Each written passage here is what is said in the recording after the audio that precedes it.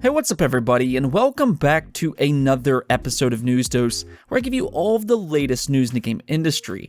And we got a little bit of news from each of the big three today. We got some Nintendo news, including a new partnership that may lead to a really interesting game. Then there is Xbox with an upcoming stream that could reveal some big news for the Xbox Series X. And some major news involving more PlayStation games coming over to the PC, so stay tuned for all of that. There is plenty of other stuff to talk about as well though, so let's get right into it and get some of the quick stuff out of the way. First up, we have some news on Nintendo's Shigeru Miyamoto, the creator behind franchises such as Zelda, Donkey Kong, and the Mario franchise, so of course he is a legendary talent among the game industry and fans alike. And in an interview with Famitsu, he revealed that he wants to make a new, smaller project. For fans, that is probably immediately very exciting, and I think anytime that you can get a new IP from someone of Miyamoto's status, that's going to immediately turn some heads. But he did note that nothing is in development in those regards as of this moment, and that when he asks people around him if they like an idea for a game that he is thinking about, that they aren't really receptive. That kind of surprises me, to be honest, but of course, I'm not the one hearing his ideas. I mean, for me, even if something that he says may not sound great on paper, just considering the caliber of games that he makes, I mean, I would at least listen to him, at least I would think anyways. Nonetheless, Miyamoto did say that he was busy on a lot of other exciting things, so whatever ideas he has for smaller projects are likely to be in the distant future for now, but I will ask you, would you like to see Miyamoto take a step back from bigger projects and focus on some smaller new IP? Let me know in the comments below. Now, speaking of Nintendo, there was actually a new partnership announced today on Mario Day. That is that Nintendo is partnering up with Legos for a Mario and Lego project. This is being teased directly by Nintendo of Europe on Twitter, and the only thing we really have to go by as of this moment is this Mario Lego figure. Now, we don't know what type of project this is currently. It could end up being a Mario Lego set for kids to build. It could also be amiibo related and have a Mario Lego amiibo. Or it could even be a brand new Mario Lego game. Legos, of course, has several video games already with some of the biggest franchises across the industry. You have games like Star Wars, Batman, and Harry Potter, but it is a little bit more rare to see Lego partnering up with a video game franchise, which would be the shocking part here. Actually, I don't think that they have ever done a gaming franchise, or at least nothing is ringing a bell to me. If you do know of one, let me know in the comments below. I mean, there was a Halo Lego game at one point in time that got canceled years ago, but I believe that was actually done by Mega Bloks and not Legos themselves. So this will be very interesting, and I do hope it is a video game, or even all three combined, which is what I would expect, but I think a Mario Lego game could actually turn out to be a pretty fun game. Hopefully we won't have to wait too long before we hear some news on what this partnership is.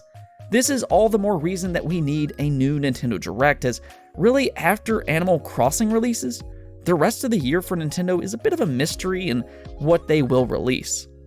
Moving on though, there is another partnership to talk about, and that is with 2K Games and the NFL.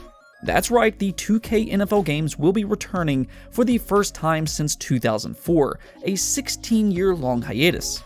This is big news for fans of football games, as EA really have had a bit of a monopoly on NFL games for well over a decade by this point, and to many fans, the Madden franchise has become a bit stagnant. That doesn't mean that they're bad or anything, but that really is an issue with anything that doesn't have much competition, as competition, it breeds excellence by searching out new and innovative ideas, and once upon a time, the 2K NFL games were really good. Now, this partnership does have some rules to it though, because EA does have the rights for NFL simulation video games. That means that 2K will be marketed as a non-simulation NFL game.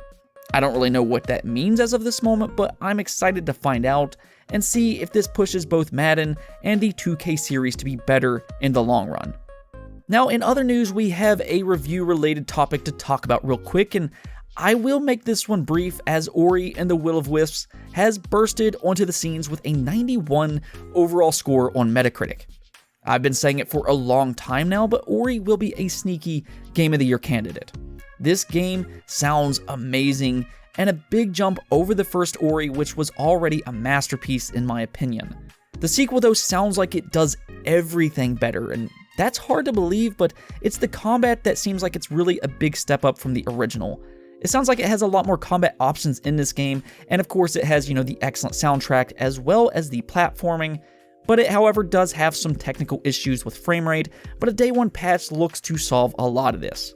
Of course, Will of Wisps does release tomorrow, so go check that out. I think it's going to be a must play for not just Metroidvania fans, but for gaming fans as a whole. I can't wait to play it myself, as Blind Forest is one of my favorite games of the last decade, and hey, for you Game Pass subscribers out there, you get it on Game Pass day one. Now with some of the quick news out of the way, let's move on to some of the big stuff. Sony has officially announced Horizon Zero Dawn will be coming to PC, and will be releasing on Steam this summer. First things first, by this point, I don't think Horizon Zero Dawn being announced for PC is surprising at all. I've been covering this topic for around 3 to 4 months now, and it was a terribly kept secret. With that said though, there was a lot more to this announcement than just Sony saying, hey, Horizon is coming over to PC. The first of which is the announcement for Steam. This is something that I have been curious about for a while now, and how Sony would release their games onto the PC platform. Would they make their own storefront or continue using the Epic Game Store? As of the last couple years, they have really mainly used the Epic Game Store for games like Detroit Become Human and Beyond Two Souls. But here in the last couple of weeks, they have announced 2 different PlayStation-owned games for Steam, being Death Stranding, and now you have Horizon Zero Dawn, which is great news considering Steam is the go-to store for PC gamers. Now, the other big part of this news is that while announcing Horizon Zero Dawn will be coming to PC, PlayStation's worldwide studio president Herman Hulst would not rule out more PlayStation games coming over to the PC platform. This is something that we have talked about several times on this channel, because yes, this makes complete sense. I've seen a lot of fans get angry over this news, but you really shouldn't be. This is good for the entire game industry, and it's becoming more about ecosystems than just one particular console. Things like game streaming is coming to play, and with that, more devices will be supported than ever before, including PC. This will allow Sony to make more money by expanding their audience. Big AAA games are not cheap to make, and that's Sony's bread and butter. These type of games are incredibly risky to make, and by expanding their audience, they can lessen this risk and keep making games of this high quality. You have to remember that this is a business and that Sony has had to shut down several studios over the last generation, including Evolution Studios. You had Manchester Studios that just closed a few weeks ago, or it was a month or so ago, and you also had Guerrilla Cambridge. And the thing is, Sony has been hinting at a move similar to this for quite a while now, where they would release more PC games. Though up to this point, only their own games developed by third-party developers had been releasing on PC. Games like Detroit Become Human and Beyond Two Souls was not a first-party studio. Horizon, though, is the first game to release on PC that was developed by a Sony-owned developer, Guerrilla Games. Now, as for more PlayStation games coming over to PC, Herman Hulst had this to say. I think it's important that we stay open to new ideas of how to introduce more people to PlayStation and show people maybe what they've been missing out on, and to maybe put a few people's minds at ease. Releasing one first-party AAA title to PC doesn't necessarily mean that every game now will come to PC. In my mind, Horizon Zero Dawn was just a great fit in this particular instance. We don't have plans for day and date, and we remain 100% committed to dedicated hardware. So from this statement here, he is not ruling out more PC releases, but they likely will not be taking the route Microsoft has, where they release first-party games day one on PC alongside consoles. Instead, we will probably see select titles come to PC 6 months to a year later after the console release.